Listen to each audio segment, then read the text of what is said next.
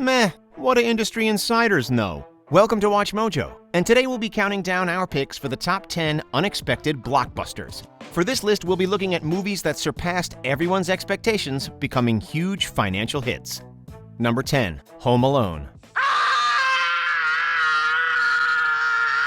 On paper, a Christmas slapstick comedy about a little boy fending off home invaders doesn't sound like a guaranteed hit. Don't worry about me. I spoke to your husband already.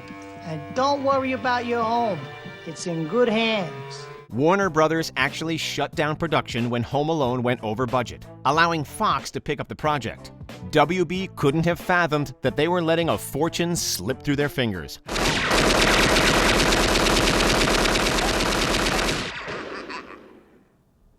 Keep the change, you filthy animal. Opening in mid-November 1990, Home Alone remained at number 1 at the domestic box office until early February. Its Christmas theme may have helped Home Alone stay on top for 12 weeks, but the film's comedy and heart kept audiences coming back well into April when it finally fell out of the top 10. On an $18 million budget, Home Alone became the highest-grossing live-action comedy ever at the time. Number 9, The Hangover. The Hangover didn't inspire much confidence leading up to its release, and that's not just because the premise sounded eerily familiar to Dude, Where's My Car? Why can't we remember a goddamn thing from last night? The film only had a modest $35 million budget, and its stars, while not complete unknowns, hadn't proven themselves as box office draws. You're not really wearing that, are you? Wearing what? Meanwhile, The Hangover was opening up against Land of the Lost, which had a massive marketing campaign and a certified comedy star in Will Ferrell. Good form, everyone! Working in concert! Don't be afraid to point the toe! Where Land of the Lost bombed with critics, though, Hangover brought in unexpectedly strong reviews. Positive word of mouth resulted in it opening number 1 at the box office with $44 million. For a period, Hangover was the highest-grossing R-rated comedy in the U.S., ultimately making $277 million domestically and $467.5 million worldwide. Things got out of control and, we lost Doug. What? Number 8, Borat. Yakshimash. My name is Borat. I like you. I like sex. It's nice. Despite popping up in a few blockbusters like Madagascar and Talladega Nights, Sacha Baron Cohen was far from being a household name prior to 2006. Perhaps that's because he rarely gave interviews as himself, being better known for his eccentric TV personalities like Ali G. Considering that the film Ali G in the House only made $25.9 million worldwide, people weren't anticipating much from Borat at first. Even with overwhelmingly positive reviews, the controversial mockumentary was restricted to 837 screens during its opening weekend. Borat sold out across North America, however, and the numbers only increased when it was expanded to more than 2,000 cinemas the following weekend. Grossing $262.6 million against an $18 million budget, it was a true American success story. Kazakhstan is the greatest country in the world. All other countries are run by little girls. Number 7, Paranormal Activity. Paranormal Activity didn't come out of nowhere, as the Blair Witch Project had a similar ascension to financial glory. I just want to apologize to Mike's mom and Josh's mom and my mom. And I'm sorry to everyone. Both were found footage films made for less than $1 million that, through ingenious viral marketing, emerged as 2 of the most profitable horror films ever produced. Do you hear that? What made Paranormal Activity especially surprising was the public's insistence on seeing it. With the film initially screening in only 12 theaters, director Oren Peli announced online that to see his movie, you had to demand it, and demand it people did. The film expanded to 33 screens the following weekend, 160 the next, and eventually received a wide release. Its $193.4 million worldwide total was only the beginning, as Paranormal Activity inspired a string of sequels.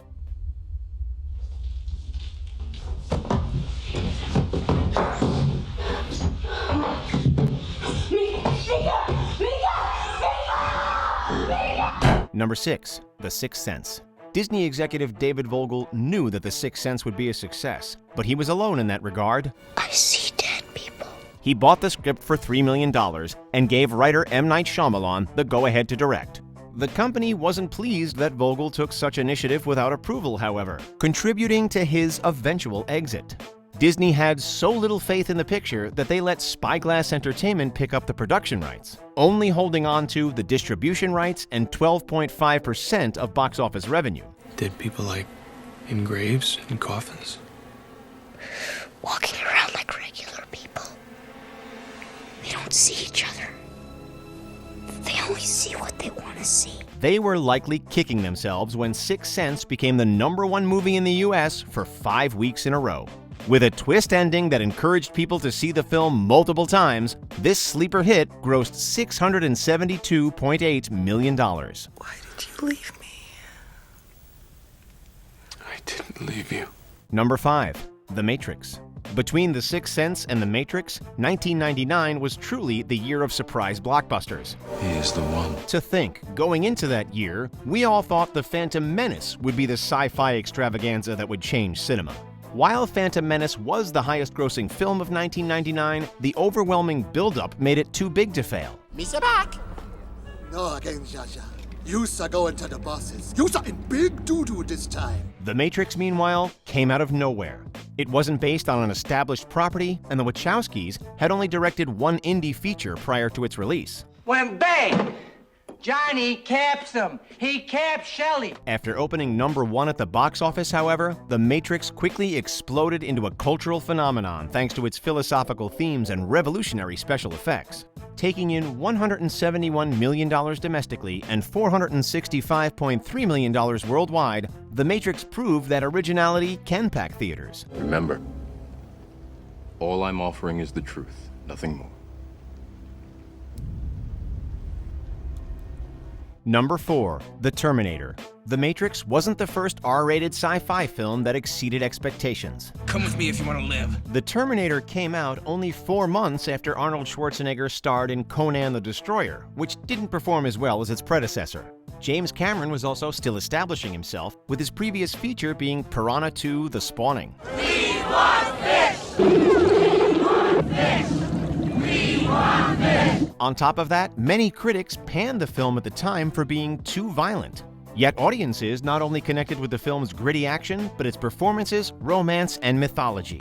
The Terminator made $78.3 million worldwide on a meager $6.4 million budget, cementing Schwarzenegger and Cameron as Hollywood giants.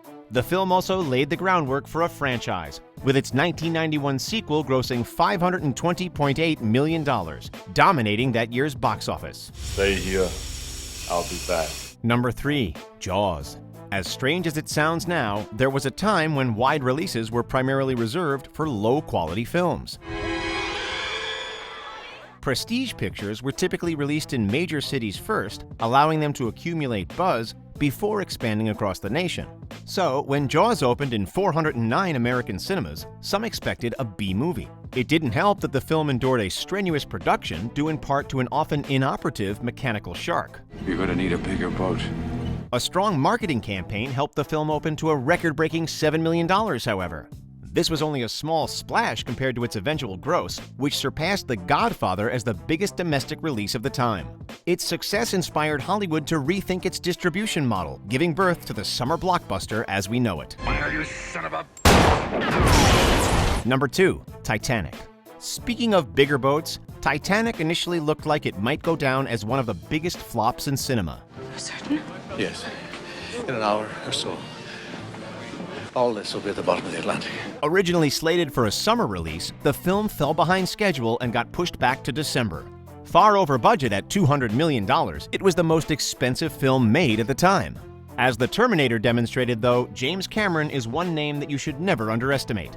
Titanic opened at number 1 with $28.6 million, a modest number that didn't scream blockbuster. Well, I believe you may get your headlines, Mr. Ismay. The film remained at number 1 the next week, however, this time making $35.5 million.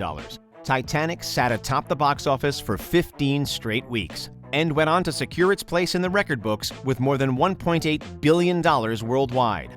Unsinkable indeed. It is unsinkable. God himself could not sink this ship. Before we unveil our top pick, here are a few honorable mentions. The Greatest Showman. This musical stayed in theaters far longer than anyone imagined. surrender 'cause you're coming and you wanna go where it's covered in our lights. My Big Fat Greek Wedding, $368.7 million on a $5 million budget. Not bad. He won't go. It's like she don't want to get married. March of the Penguins. Who knew Penguins plus Morgan Freeman added up to box office gold? Perhaps they thought the change in weather was only temporary, or maybe they were just stubborn. But whatever their reasons, these stalwart souls refused to leave. Pulp Fiction, the indie film that hit the big time.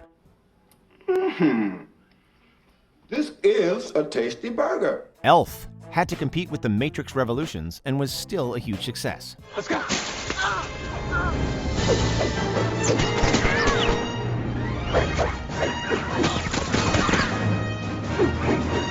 Before we continue, be sure to subscribe to our channel and ring the bell to get notified about our latest videos. You have the option to be notified for occasional videos or all of them. If you're on your phone, make sure you go into your settings and switch on notifications.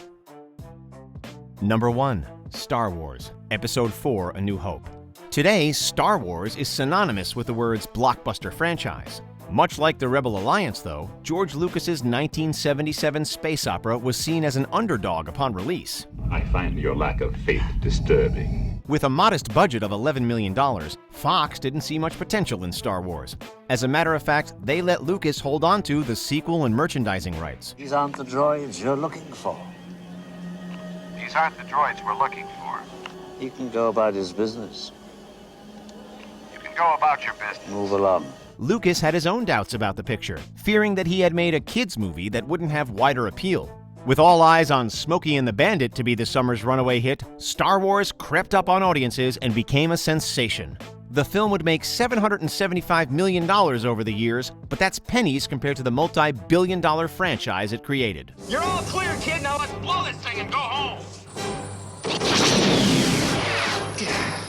Do you agree with our picks? Check out this other recent clip from WatchMojo, and be sure to subscribe and ring the bell to be notified about our latest videos.